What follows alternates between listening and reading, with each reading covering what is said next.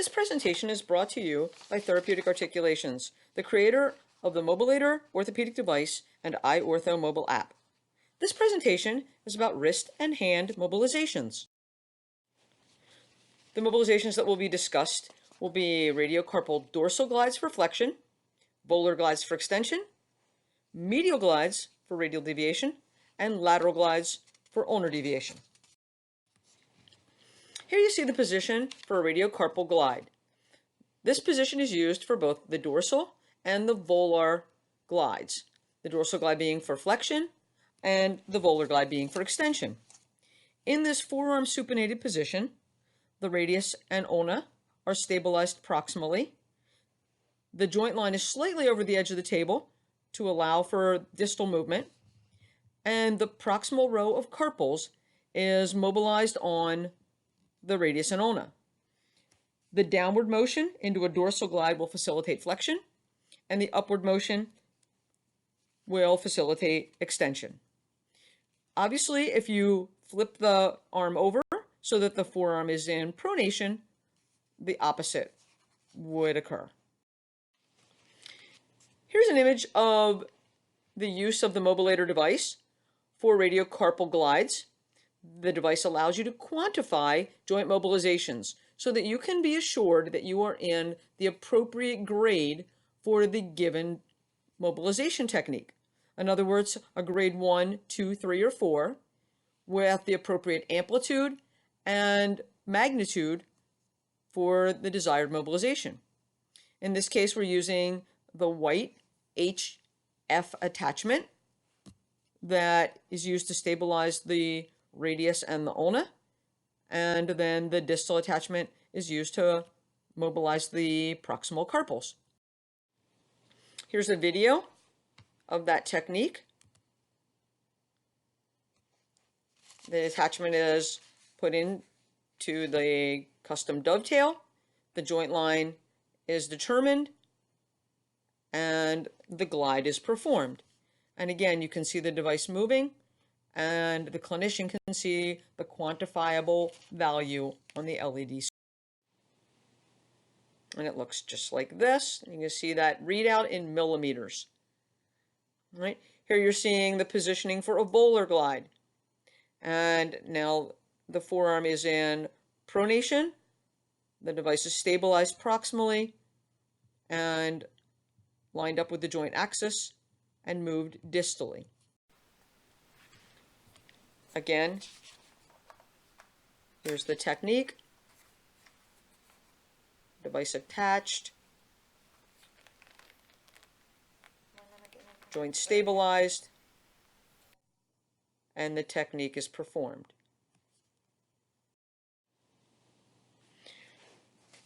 Radiocarpal glides in the medial and lateral direction for radial and ulnar deviation, respectively, are not quite as common. They are, however, part of functional mobility of the wrist and hand, so they will be demonstrated here.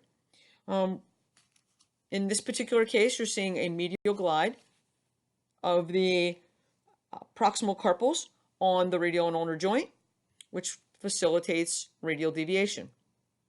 It's a convex on concave movement, so rolling and gliding occur in the opposite direction. Here's the video of that technique using the Mobil-Aider. Here we're using the green attachment that contours towards the distal radius and allows us to move parallel to the joint surface. It's a medial glide for radial deviation. Here you're seeing the positioning for a lateral glide for ulnar deviation, again using the HE attachment, green attachment. The midcarpal and intercarpal glides require precise palpation to identify each structure. And so we're moving, small carpal bones on each other, and this requires you to stabilize one while moving the other. The CMC glides are different for the first ray i.e. the thumb, than the rays 4 through 5. And they're outlined here with a medial glide of the first ray for flexion, a lateral glide for extension, posterior glide for abduction, and an anterior glide for AD or adduction. The rays 2 through 5 use volar or anterior glides for flexion and dorsal or posterior glides for extension.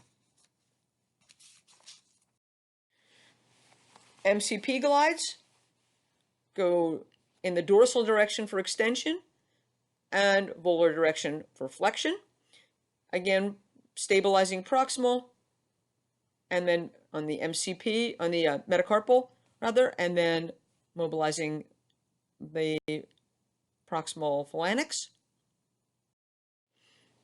For the IP glides, they are also dorsal for extension, volar for flexion, and now you're stabilizing the proximal phalanx and moving the distal phalanx. If you would like more information on the Mobil-Aider device, on how you can quantify your joint mobilizations to improve your interventions, both in consistency, right, and also in outcomes, please look at the website iortho.xyz or email info@iortho.xyz. Thank you.